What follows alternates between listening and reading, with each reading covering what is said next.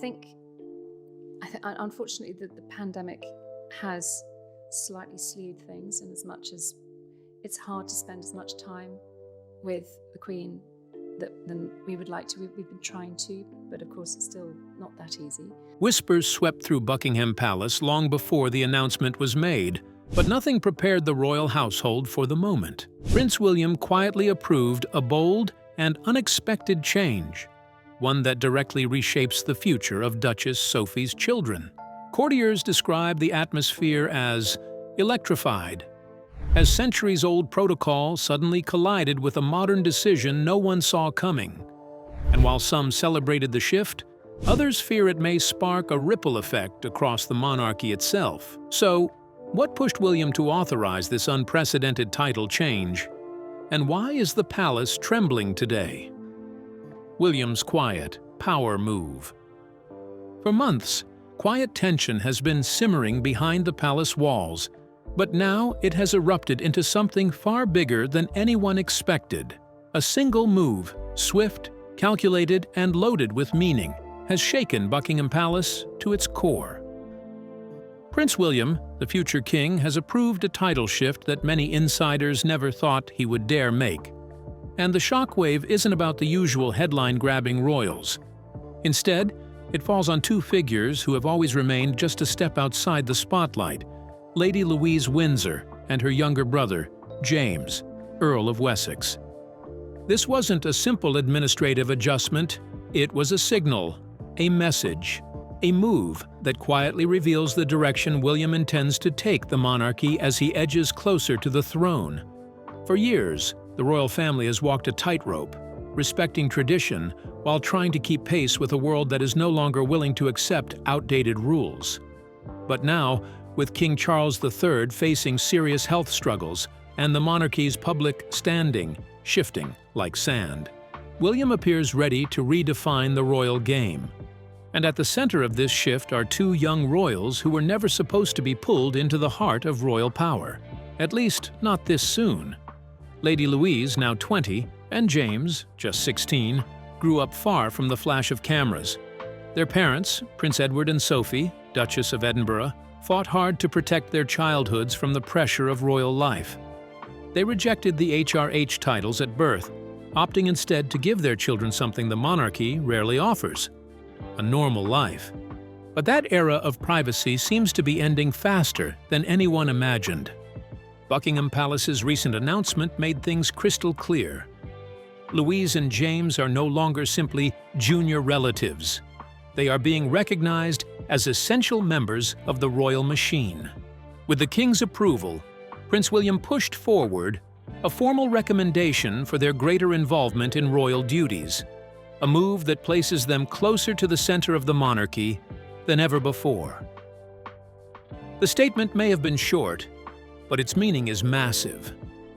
It marks a noticeable break from King Charles's long-promised vision of a slimmed-down monarchy. For years, royal watchers believed the future would depend only on the king, the Prince of Wales, and Prince George. But circumstances have changed, and William, known for being decisive when the pressure rises, has acted before the cracks widen further.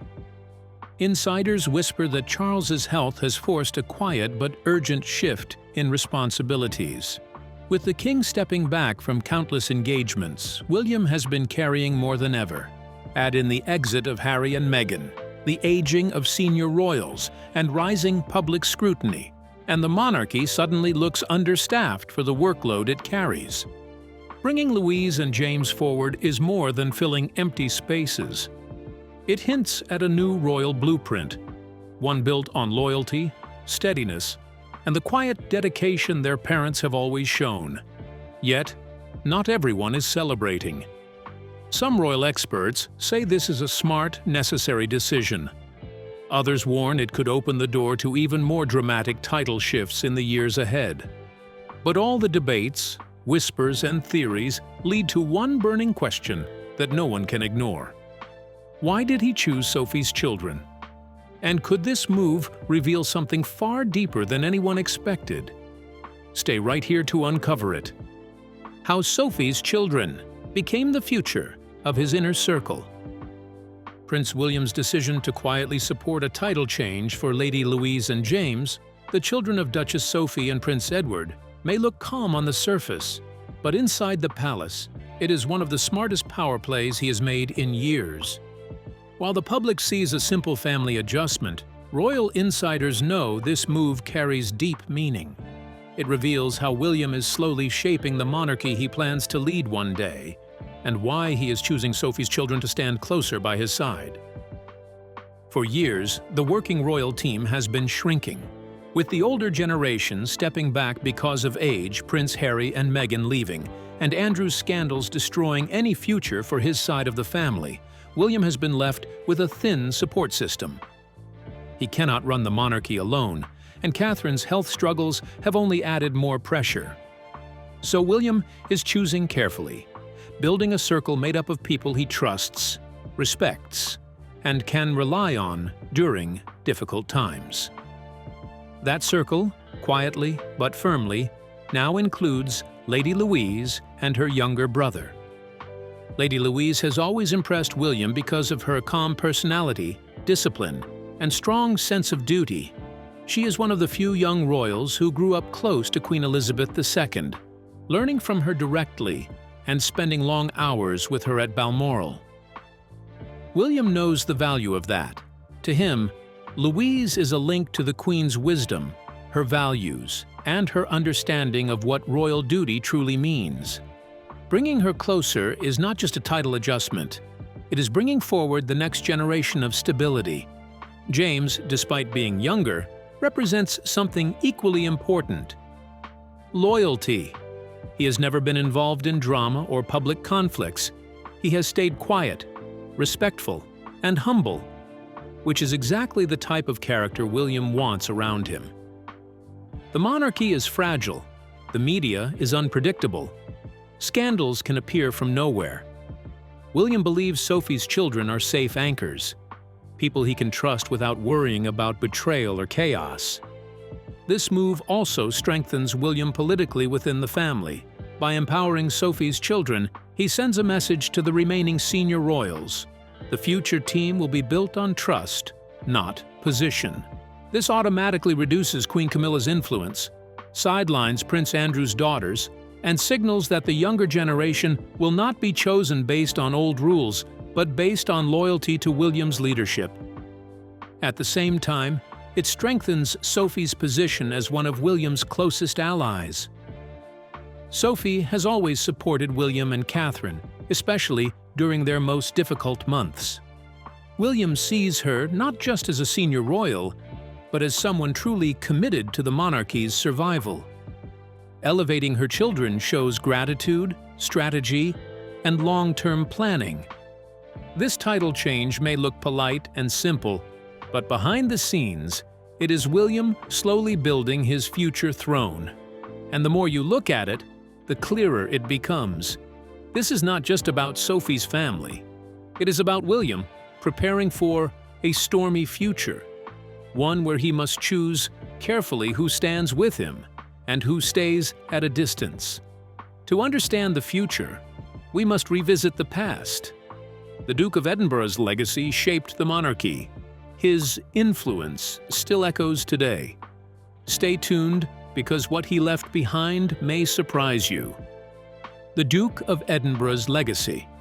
The story of Lady Louise and James cannot be separated from the remarkable history of their father's title, the Duke of Edinburgh, one of the most distinguished in the British royal family.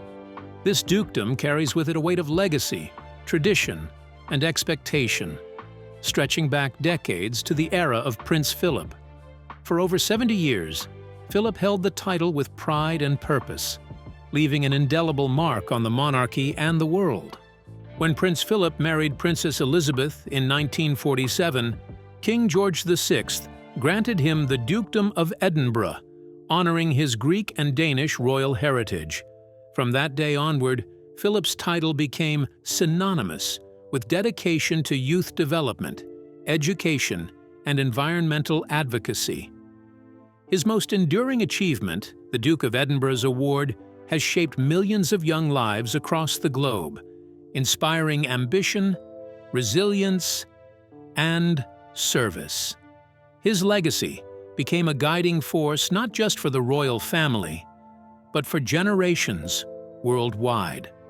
Philip's passing in April 2021. Queen Elizabeth's 97-year-old husband, Prince Philip, is said to be doing fine this morning after a car crash where he was at the wheel. His SUV flipped, but he walked away without serious injury. Sent ripples through Buckingham Palace and the royal community. The title of Duke of Edinburgh automatically passed to his son Charles, who then became the Prince of Wales. Yet, when Charles ascended the throne in September 2022, the dukedom reverted to the crown, leaving its future uncertain and sparking speculation about who would next carry the historic honor. Tradition had long pointed to Prince Edward, Philip's youngest son, as the next rightful holder. Back in 1999, Buckingham Palace confirmed that Philip and Queen Elizabeth wished for Edward to inherit the dukedom once it became available. But once Charles became king, he hesitated. For 6 months, he weighed his options carefully. Reports suggested the king wanted to streamline the monarchy, keeping only the most senior royals in the spotlight, and was reluctant to hand over the prestigious title to his younger brother immediately. Royal watchers watched anxiously as months of speculation unfolded. Then, on March 10, 2023, King Charles III made a surprising yet decisive move. He officially conferred the title upon Prince Edward. The announcement, timed to coincide with Edward's 59th birthday, was both a relief and a shock to royal observers. Buckingham Palace's official statement read, "The King is pleased to confer the Dukedom of Edinburgh upon Prince Edward on the occasion of His Royal Highness's 59th birthday. This title will be held for His Royal Highness's lifetime." For Edward, it was a moment of quiet vindication. Decades of supporting his father's charitable endeavors and fulfilling a steady, loyal role within the family had not gone unnoticed. Yet the decision came with a twist that would directly affect the Wessex children. Unlike most hereditary dukedoms, this title would not pass down to James upon Edward's eventual passing. Instead, it will revert to the crown, allowing the king to potentially reassign it in the future. Royal experts now speculate that the dukedom may one day go to Prince Louis, the youngest son of Prince William and Catherine, Princess of Wales, keeping the honor closely aligned with the line of succession. For James and Lady Louise, this creates a unique position. They carry royal heritage, yet their future titles will follow a different path. The Wessex children are heirs in their own right, yet they face a changing royal landscape where prestige, tradition, and strategic planning collide. While attention has long been on Prince Edward, the focus now shifts to James Alexander Philip. What could this mean for the young Earl of Wessex, and how might it shape his future? Keep watching to find out. A royal rising star.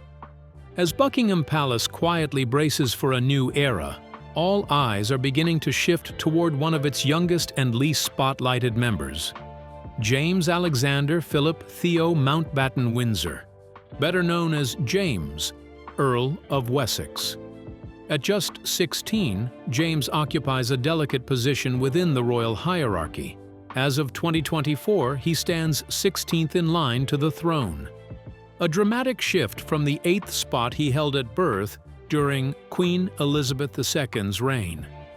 His life has been a study in contrasts, born into privilege, yet deliberately shielded from the glare that has defined so many of his cousins' childhoods. James entered the world on December 17, 2007, at Frimley Park Hospital, a setting increasingly favored by royals seeking discretion and convenience near Bagshot Park. Unlike the highly publicized arrivals of other young royals, James's birth was quietly celebrated, reflecting his parents' conscious decision to prioritize privacy. Technically, he was entitled to the style of Prince James under the 1917 Letters Patent, but his parents, Prince Edward and Sophie, Duchess of Edinburgh, opted instead for the courtesy title Viscount Severn, honoring Sophie's Welsh heritage. It was a clear signal. James would grow up with freedom, shielded from the relentless scrutiny that had shadowed younger members of the royal family for generations. Throughout his early years, James lived a life far removed from the media frenzy. He attended Eagle House School in Berkshire, a distinguished preparatory school, before moving on to Radley College in Oxfordshire, one of England's most respected independent schools for boys. Education has always been a central priority for his parents, who are committed to ensuring their children strike a balance between royal duty and personal growth. Yet, even with this intentional distance from the cameras, James has never been absent from public life entirely. He made his first significant appearance at a royal event in 2016, riding in the carriage procession during Trooping the Colour. Over the years, he has attended key family milestones, from the 2022 Platinum Jubilee for Queen Elizabeth II to King Charles III's coronation in 2023. Perhaps the most poignant public moment of his young life came in September 2022. Following Queen Elizabeth II's death, James, then just 14, joined his sister Louise and 6 cousins in a silent vigil around their grandmother's coffin at Westminster Hall. This quiet act of devotion revealed the depth of his sense of duty, hinting at a young man with a maturity far beyond his years, shaped by loyalty and respect rather than public applause. Now, as James edges toward adulthood, the question looms: what role will he assume in the monarchy? His recent shift to the title Earl of Wessex signals an acknowledgement of his place within the royal framework. Yet, the option to adopt the HRH styling when he turns 18 in December 2025 remains entirely his decision. Observers note that James's calm, reserved demeanor mirrors that of his father, suggesting he may favor a quieter, supportive role rather than stepping into the more visible responsibilities of a working royal. However, the landscape around him is changing. The royal family faces increasing demands, and Prince William is strategically involving the younger generation in ways that could shape James's future choices. This evolving environment may very well influence whether James embraces a formal role or continues along a path defined by discretion and subtle contribution. One thing is certain: the Earl of Wessex is quietly carving a space for himself within the monarchy, a space that balances duty with individuality, tradition with a modern outlook. And while James's journey is still unfolding, the gaze of Buckingham Palace now slowly turns toward another rising star, Lady Louise Windsor, a duchess in the making, and the secret questions her emergence may reveal. The hidden gem, poised to redefine royal life, while James, Earl of Wessex, has been raised with quiet dignity, Lady Louise Windsor has quietly emerged as a hidden gem within the royal family. Now, with Prince William's decision to bring her more into the royal spotlight, many are asking, could this young royal be stepping into a far greater role than anyone imagined? Born prematurely on November 8, 2003, Lady Louise Alice Elizabeth Mary Mountbatten Windsor entered the world under dramatic circumstances. Her mother, then Countess of Wessex, Sophie, experienced a sudden placental abruption, forcing an emergency cesarean at Frimley Park Hospital. Prince Edward, who was away on official duties, rushed home upon hearing the news, ensuring he was by his family's side. Despite such a turbulent start, Louise grew up with a calm composure and an air of grace, qualities that would define her character and endear her to royal watchers. What truly sets Louise apart, however, is her humility. Unlike many of her cousins, her formative years were spent away from constant media attention. She attended St. George's School in Windsor before moving on to St. Mary's School in Ascot, carefully navigating her teenage years with poise. One of the most cherished connections in her life was with her grandfather, Prince Philip. Of all his grandchildren, she shared the closest bond with him, particularly over their mutual love of carriage driving, a sport Philip championed throughout his life. In a deeply sentimental gesture, she inherited his ponies and carriage, cementing the lasting connection they shared. Though Louise's public appearances were initially limited, they were always marked by elegance and composure. From Trooping the Colour to the Platinum Jubilee celebrations, and even the state funeral of Queen Elizabeth II, she demonstrated a quiet dignity that captured public admiration. Perhaps the most poignant moment came during the 15-minute vigil held for the Queen's lying in state, where Louise joined her brother James and royal cousins. The moment was historic, intimate, and profoundly symbolic, highlighting the respect and love the younger generation of royals holds for their late grandmother. Beyond ceremonial duties, Louise has carved out unique personal achievements. In 2022, she became the first royal to take on a summer job, working at a garden center, a move praised for its down-to-earth nature and independence. That same year, she enrolled at the University of St. Andrews, studying English, following a path parallel to Prince William and Catherine, Princess of Wales, a connection that has intrigued royal enthusiasts. Then, in 2024, Louise joined the University Officers Training Corps, signaling her interest in discipline, leadership, and potentially a future military role, traditionally a path reserved for senior working royals. With Prince William's recent decision to elevate her profile, speculation is rife that Louise may one day hold a title of her own, perhaps even a duchesship. As the granddaughter of Queen Elizabeth II, she occupies a rare and strategically significant position within the monarchy.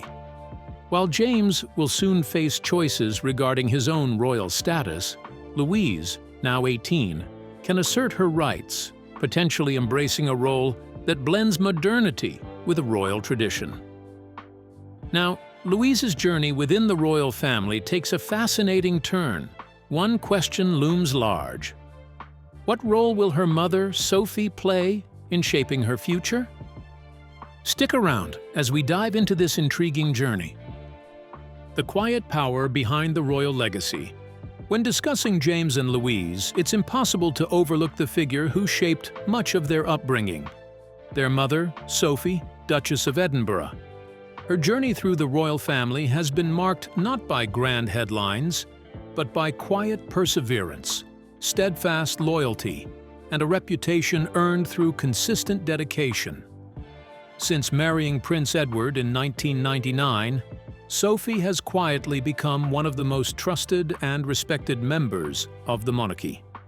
In fact, many insiders describe her as one of Queen Elizabeth II's closest confidants during the latter years of the Queen's reign. Their bond was more than a formal duty. Sophie and the Queen often shared afternoons at Windsor Castle, enjoying tea and long, thoughtful conversations about family matters, royal responsibilities, and the delicate balance required to maintain the monarchy in a rapidly changing world. These private moments underscored the deep trust the late Queen placed in Sophie, particularly when it came to advising on the younger generation of royals. Over the years, Sophie's unwavering commitment to charitable causes, diplomatic events, and royal responsibilities earned her admiration for work done without seeking the spotlight. Unlike some family members whose actions often sparked headlines, Sophie quietly built a legacy of reliability and grace. Yet, despite her years of service and influence, there was one title she never held, one that could have completely altered her public standing. In a revelation that has fascinated royal watchers, it was disclosed that Prince Edward had originally been slated to become the Duke of Cambridge upon his marriage in 1999, a title that ultimately went to Prince William and Catherine. The Duke of Cambridge has long been one of the most prestigious and historically significant titles in the British aristocracy, carrying both high visibility and substantial responsibility. But Prince Edward's path took an unexpected turn, curiously inspired by a film. According to palace sources, Edward had been watching Shakespeare in Love a movie that featured a character known as the Earl of Wessex. Captivated by the sound of the title, Edward reportedly asked Queen Elizabeth II if he could adopt it instead. In a rare moment of indulgence, the Queen agreed, and Edward and Sophie became the Earl and Countess of Wessex. While the decision may have seemed trivial at the time, it ultimately shaped their trajectory within the royal family. By not becoming the Duke and Duchess of Cambridge, Edward and Sophie avoided the intense early scrutiny that often accompanies higher-profile titles, allowing them to build a steady, respected presence over the years. Decades later, their royal journey has come full circle. Edward and Sophie were recently elevated to Duke and Duchess of Edinburgh, a title honoring Prince Philip's legacy and bringing with it renewed purpose and recognition. This elevation is more than ceremonial. It signifies the family's acknowledgement of Sophie's decades-long dedication and Edward's careful, considered path through royal life. Together, they have navigated the complex pressures of public duty, private life, and family loyalty, shaping not only their own story, but also the environment in which James and Louise are now growing. And as the royal family looks toward the future, one question lingers. How will the Queen's legacy and carefully crafted inheritance continue to shape the monarchy, and whose choices will leave the most lasting mark? Let's delve into the details. How her will reshaped the royals. As Buckingham Palace adapts to the recent title changes approved by Prince William, another layer of royal transition remains cloaked in secrecy: the legacy of Queen Elizabeth II. While much attention has been focused on the younger generation stepping into public roles, the late Queen's passing marked a far deeper shift, one that touches inheritance, wealth, and the careful preservation of royal tradition. Her death didn't just close a chapter, it opened a delicate balancing act between honoring the past and preparing for the monarchy's future. Queen Elizabeth II, Britain's longest-reigning monarch, held the crown for 70 years. Through wars, societal change, and shifting public attitudes toward royalty, she served as a steady anchor. With her passing, the monarchy found itself at a crossroads, navigating a world where tradition and modernity collide under King Charles III's reign. Amid state funerals, tributes, and global mourning, one question quietly dominated palace corridors. How would her will and personal fortune be managed? Unlike ordinary wills, a sovereign's testament is traditionally sealed, protecting both family privacy and the institution's stability. This practice dates back to 1911, when Prince Francis of Teck's will was concealed to prevent public scandal. Since then, over 30 royal wills, including that of Prince Philip, Duke of Edinburgh, sealed for 90 years, have remained confidential. Queen Elizabeth II's will follows this same tradition, with no public disclosure of how her personal wealth, estates, or treasured heirlooms were distributed. Yet history and precedent provide clues about how her assets were likely managed.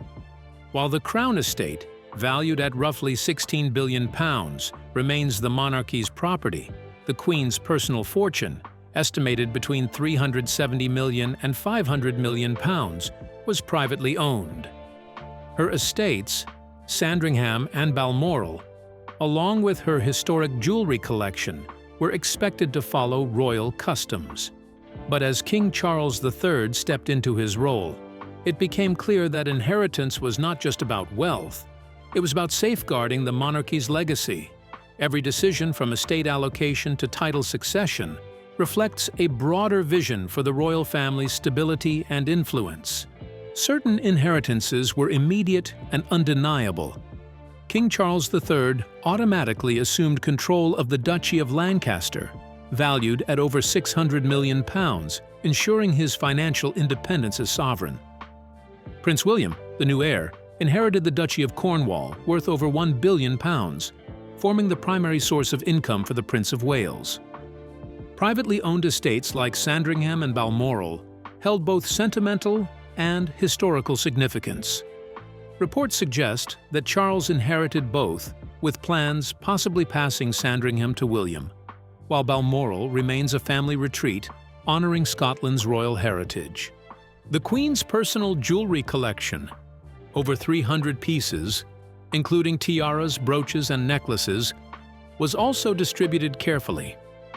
Queen Camilla reportedly received key pieces to maintain tradition, while Catherine, Princess of Wales, and Princess Charlotte inherited items of deep personal and historical value, ensuring the Queen's legacy remained within the direct line of succession.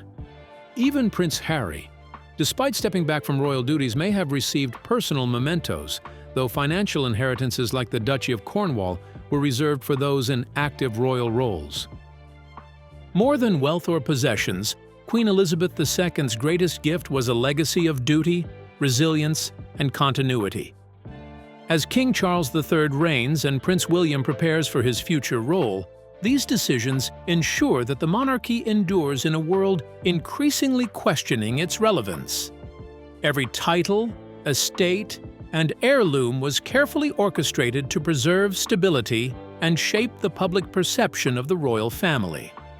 So, do you think royal titles still carry the same weight in today's world?